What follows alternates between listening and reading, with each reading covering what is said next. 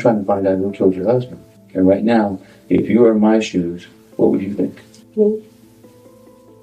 You know how I know, Simone? You're not shedding any tears. I'm crying all day. You can't look in my eyes and see I've cried all day. Okay. And then at 4:33, I called him again to tell him I was leaving Amy's, getting some dinner. We might do a little shopping. I really didn't know at that point in time to still go do any shopping or going home. And he had said his brother Mikey was coming over. I said, well, maybe when he gets there, if you ain't heard from Gary, I ain't heard from Gary, you two can ride over there.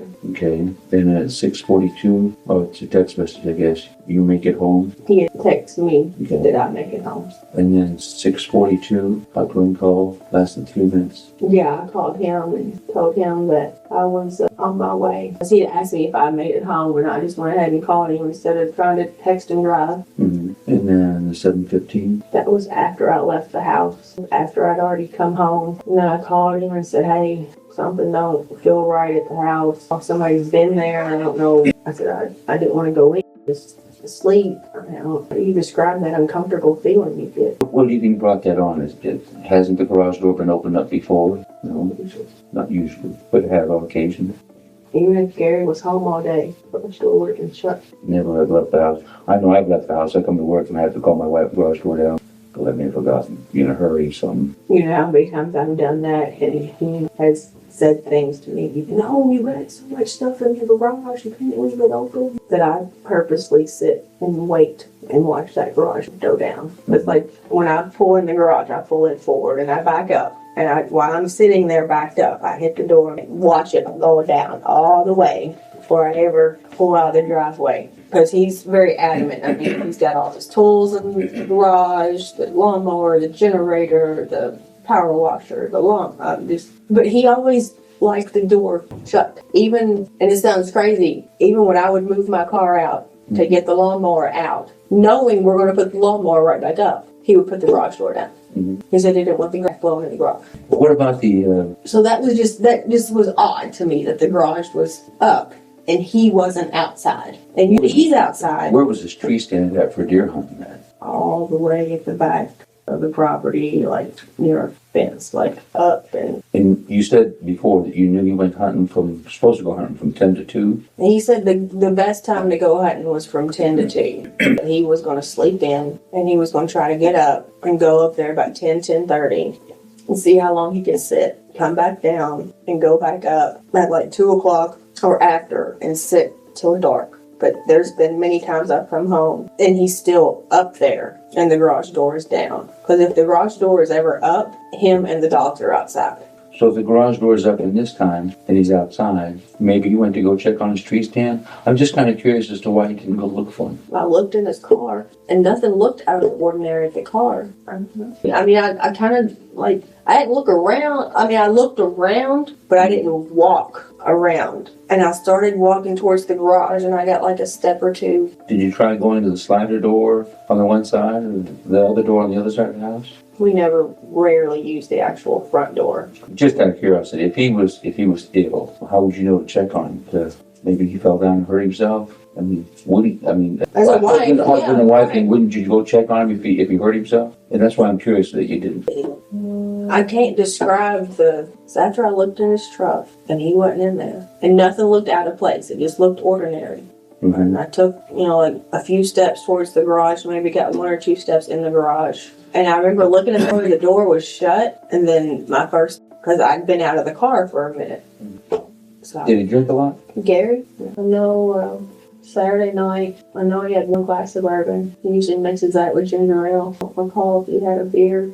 What about his guns? Where did he keep his guns at besides the safe? As far as I know, they were all in the safe. So if it doesn't bother you that he's drinking alcohol, smoking marijuana, having guns in the house, doesn't seem to raise a ruckus with you, and yet I'm still baffled by this thing that when you show up at the house and you see the garage door open, that there's no problem, so why didn't you go check on him, make sure he was okay? I mean, what if he had a heart attack or something? And at that moment in time that you needed to be in there to save him, you didn't go in. That's what I'm not understanding. Or did you guys have problems? No problems no more than any other married couple, but I don't know why.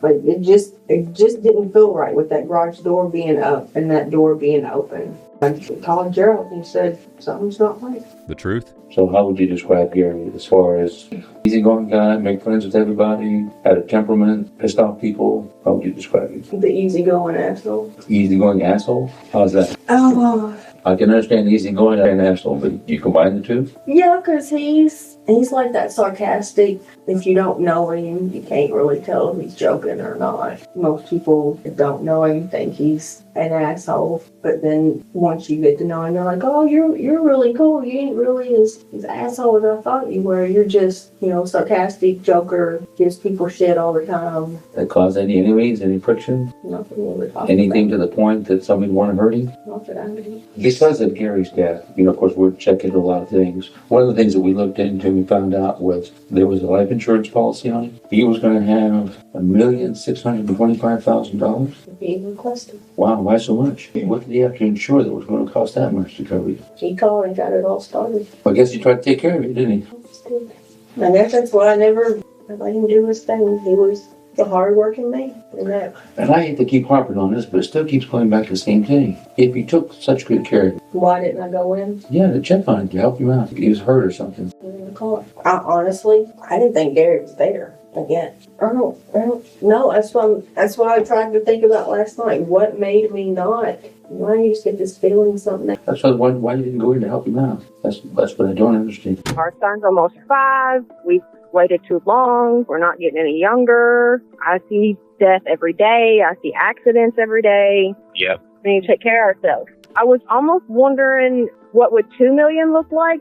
So your husband, based on his income of $65,000, can get as much as $1.625 million. How would you describe your work as that signature? Now I have a permanent position at Summerfield. Before, I was on a FlexPath program to where I went to all different kinds of signatures. You got my mom. Yeah. In FlexPath, you just float around to different management positions that they have open in their different buildings. March is when I took a permanent position there at Summerfield. And a permanent position, that's like, I think you said something before, that's like an 8 to 5 job or something like that. It's a salary job. Okay. How do you accumulate overtime? You know, How's your time? If you do work overtime, you get compensated for it anyway? the salary. How often did you work late? I tried to be off at 4:35, maybe 1 or 2 nights a week. I wasn't able to get him until just recently, and they cut one of my employees. Okay. Make a lot of friends at Signature? Yep, I know a lot of people there. Any of them there? Does Anthony's name ring a bell? How do you associate? Friends outside of work, friends that Describe friends outside of work. we hang out. So, who's Anthony? Hi, this is Amy. What is it you want to tell me about the situation? I know that Tasha, which was Gary's wife, is having an affair. She planned to leave him on January 14th. Okay, and who is she having an affair with? His name is Anthony. So I asked her on Sunday, I said, have you and Anthony talked about kids? Do you want any more kids? And she said, well, they are probably not going to. But Anthony said that if that was something that she wanted, then he would give it to her. I do know that she had planned on moving him in when she got an apartment. He was living with his mom or sister, or a combination of both. Anytime you guys just get together after work, like go have a drink of coffee or something? Mhm. Sure. Go drink coffee after work. Or anything, any kind of socializing after work. I noticed the hesitation, that's why I'm asking. I think you wanted to say something a little bit more. We like to have lunch. That's all. After work, During work, we go for lunch during work. what would you consider doing at lunchtime? Where would you go? What would you do? We would go and get food. We'll sit in the park, eat lunch, go back to work. Any romantic affairs? Yes, sir. How serious was your romance? We've been intimate a few times. Do your husband know about this? No. Why would you think you'd be intimate with him? Something missing at home? What was missing at home? Cared about him. Why do you think he didn't care about you? He got on me about my weight. He didn't like what I wore on vacation. He threatened divorce on me on vacation. I told him he was pushing me away, but I still wanted to be with him. No, I wanted to try to work things out. But I told him he had to make that for Christmas. So how long has your romance been going on with Anthony? Was it November? So how often were you intimate with him? 4 or 5 times. What was going to happen on January 14th? Amy's birthday. No, something else was gonna happen on January 14th between you and Anthony. They talked about moving out And moving in with him down in Louisville. I didn't think Gary would get that. Or did Gary already know? a little bit. I told him if somebody else gave me attention, then I'd leave him for you. So if I paint a picture, you leave the house at 8:30 in the morning on Sunday morning. You know there's gonna go hunt off. You know I know the truth. Everything that we discussed. I know all these things. Yeah, we've talked about it. But you didn't tell me about Anthony. You didn't tell me about your affair with Anthony. Anthony works as, I think he works as a custodian at the same place you work at. You didn't ask me about Anthony until today. But you didn't come forward with it either. Was I supposed to?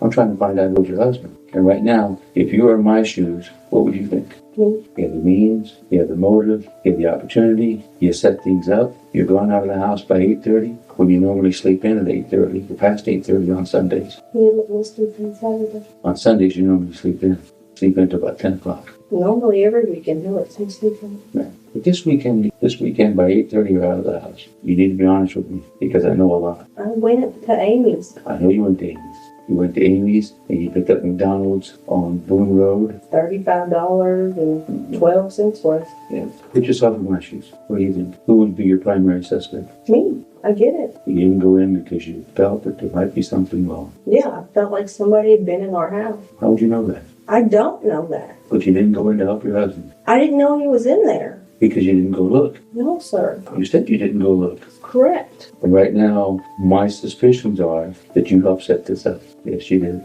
You know how I also know? You're not shedding any tears. I'm crying all day. You can't look in my eyes and see I've cried all day. You can ask my family. Not the things that I know. What do you mean? You've cried. I'm not going to deny that you haven't cried. But when you start talking about $1 million life insurance policy, you're talking about the drug abuse that's taken on in your house. We talk about the unattention or lack of affection. You talk about going into the arms of another man. You talk about having intimacy. You talk about moving in with this guy on January 14th. You talk about leaving your husband. What better way? You can have it all. Set it up, have him killed. You got the insurance money. You did it. Yes. You want to take a polygraph to that? Yes. What I'm talking about is murder. I'm talking about you hired somebody. That's why you were afraid to go in the house, because you knew what to expect. You knew your husband was murdered in that house. That's why you didn't want to go in. You had it all set up. No, sir. Look you that straight. That's why you left the house that morning. You left at 8:30 in the morning. You didn't text message until afterwards. There's too many things that I found out in the last 48 hours, 24 hours, that just doesn't add up to me. And everything right now points at you.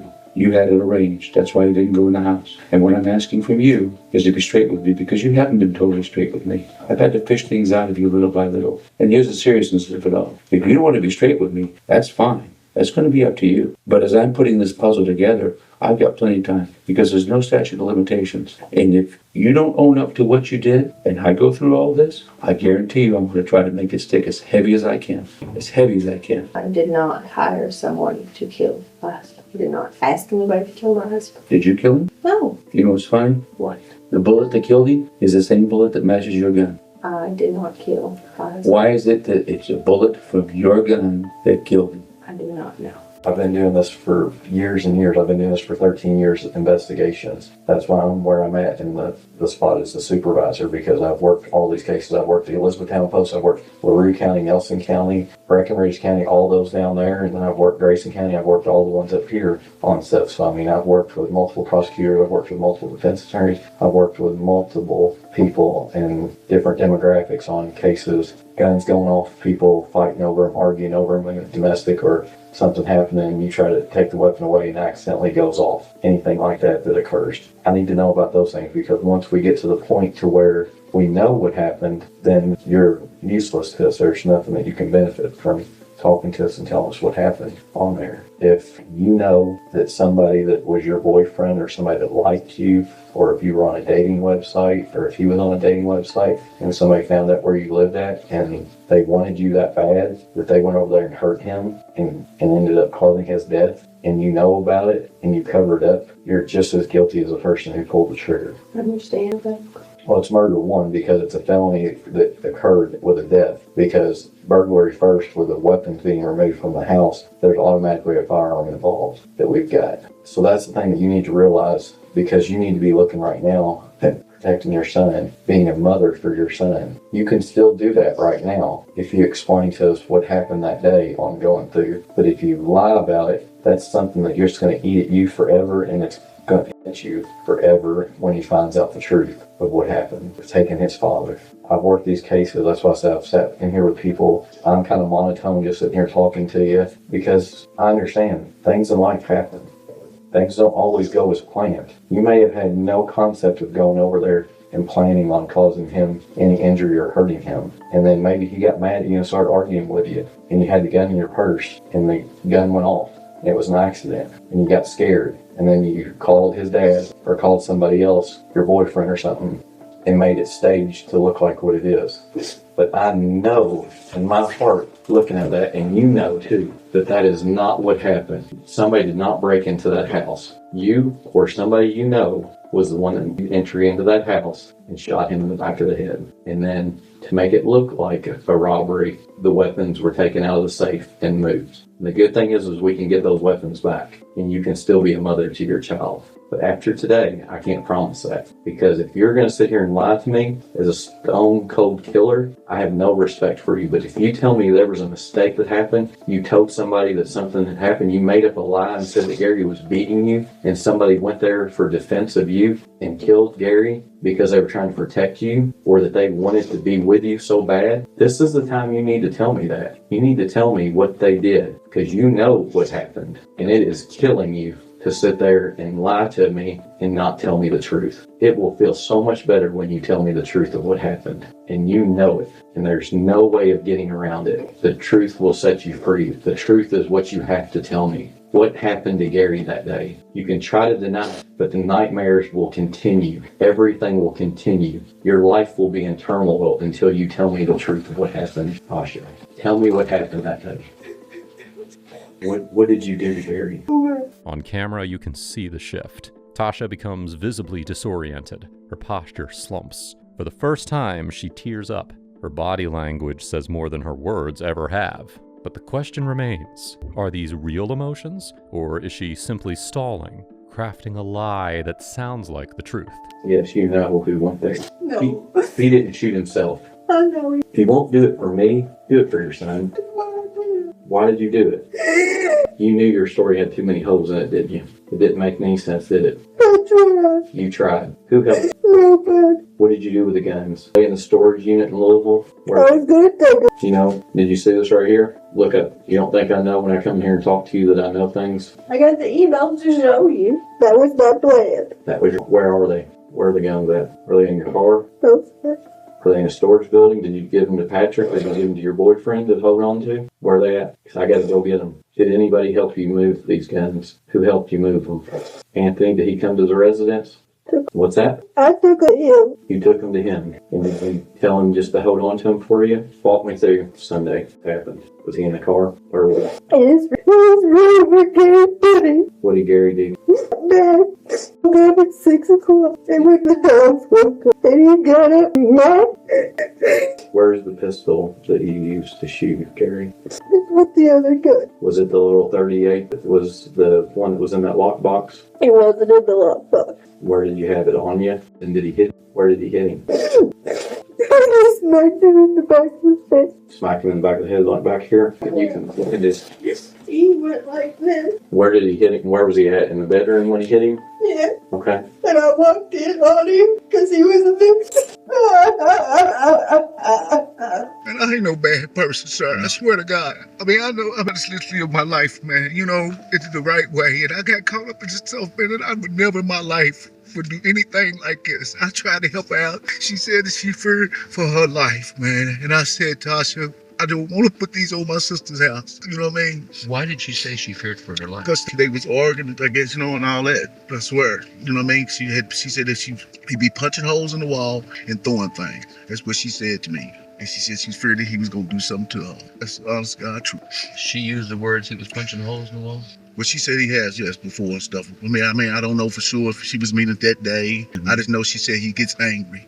You know what I mean? I swear to you. Now that you know that I got involved in all this, Yes, sir. how does that make you feel that now with all those handguns got put in the car in the back? Your fingerprints all over these. No, sir. That's what I was saying. That's what I was telling moms and everybody. I said, Lord knows I would never take no handguns out of nobody's car with my bare hands and put them in a house if I knew something was wrong. I swear to God, I was just trying to help her out. I swear. I would never.